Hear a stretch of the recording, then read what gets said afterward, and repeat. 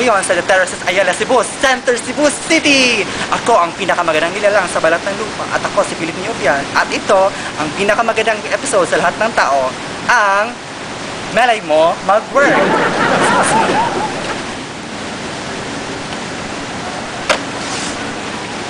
Oh, you're here! Oh, well, for the information of everybody, ako pala ang substitute ni Ate Melay ngayon. Kasi si Ate Melay ay kasama si Kuya Jason na napakonsult sa doctor kasi sabi niya preggy daw siya.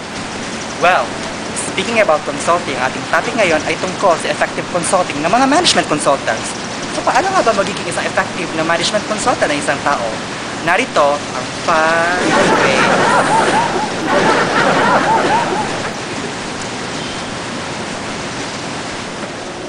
Number 5. Dapat na daan na hindi pwedeng ipagkalat sa lahat ng tao ang tungkol yung mga relasyon na iyong kliyente. Kung hindi, naku! Napakalaking gulo ang mangyayari. Tignan nyo to. Ako, baby, yung kliyente ko ngayon, ang laking problema talaga. Ano ba naman to? Kulang-kulang sa records, tapos yung BIR naghahanap na. Talaga, Bin? Ako naman? Oh my God! Sino ba yung kliyente mo? Ano? Yung Cat Corporation?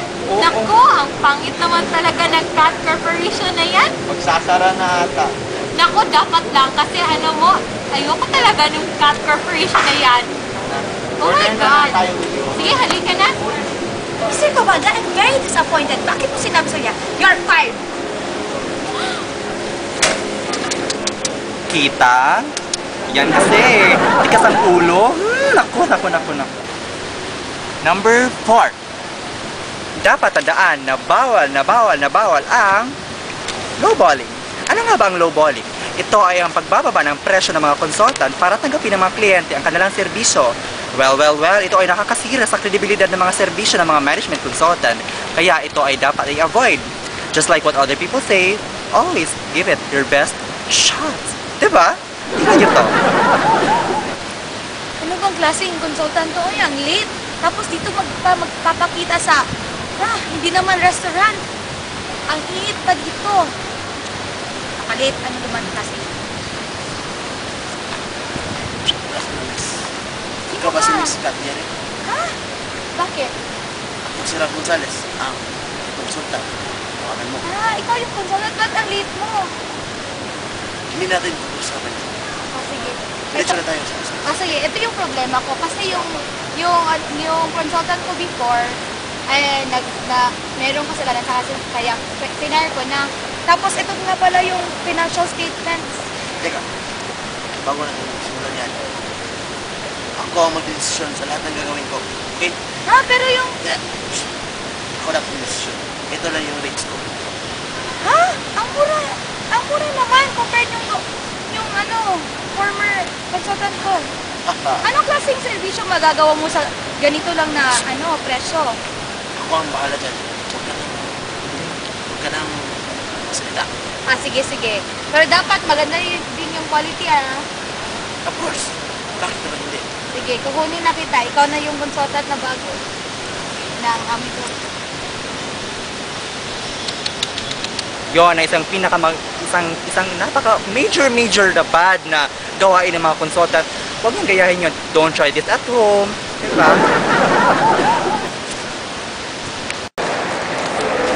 Number 3. Dapat ang isang effective management consultant ay merong AIDS. Hindi AIDS na virus. No. AIDS. AIDS. Academic background, intense training, due experience, and skills para magiging magkaroon ng competence at professionalism sa kanyang trabaho. Gaya ng sinabi ko kanina, always give it your best. Shit! Ilan ito? Uy, pare, andito ka pala. Ano bang ginagawa mo dito? Pare, wala lang. May sinatrabaho ko. Pare, di ba may background ka sa telecommunications? Oo, bakit? Kasi yung tinanggap ko na engagement sa Cat Corporation, wala kasi akong background. Ang hirap. Bakit mo naman tinanggap? Wala ka naman palang background dyan. Bakit mo tinanggap yung trabaho? Sabi nila, nangangailangan na talaga sila Tapos kailangan mo rin ng pera. Naku, paano yan? Anong bibigay mo na recommendation yan? Wala ka palang alam. Bahala na sa Batman. Nakawawa naman yung kliyente mo yan. Naku, feeler mo naman. Akala mo may experience ka na, hindi ka na pwede magiging effective consultant, no?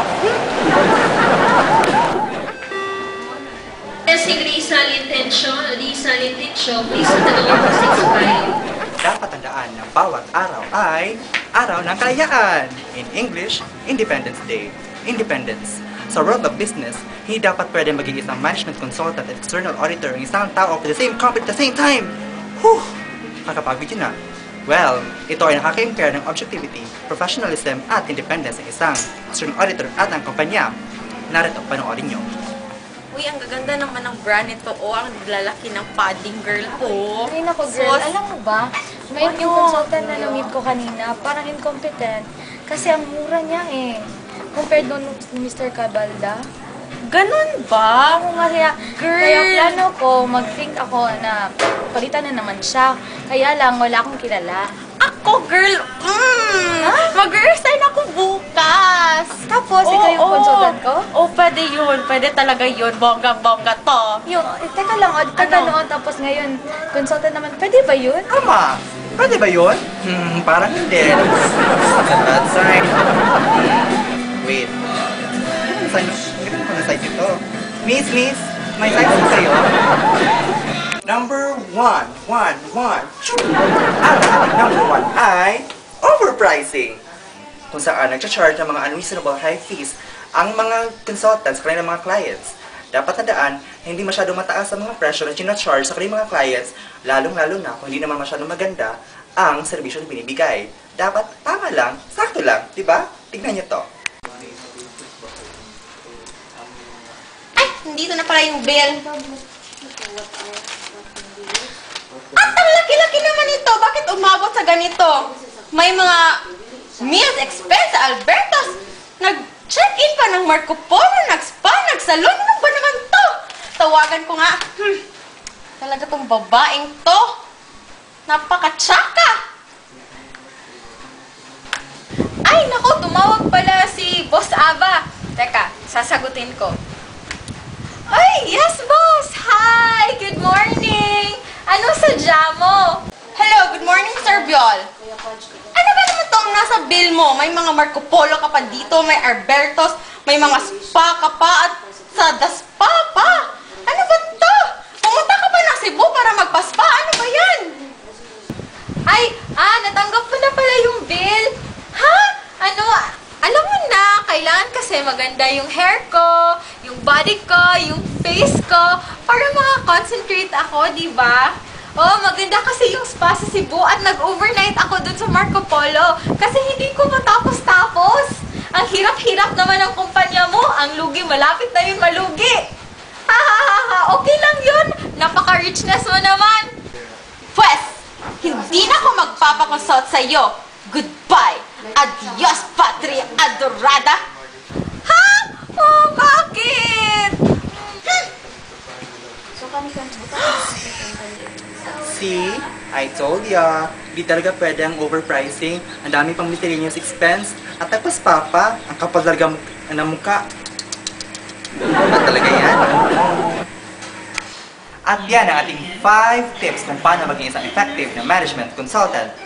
And take note. Pwede nyo itong sorbahin or pwede ring dadbahin. Just up to you. And to Ate Melay, thank you so much that I am here. Thank you so much. Ako si Philip Nuyubial at ito na isa namang edisyon ng M3. Melay mo mag-work. Mag-work mo, Melay? Ay, mali! Melay mo mag-work.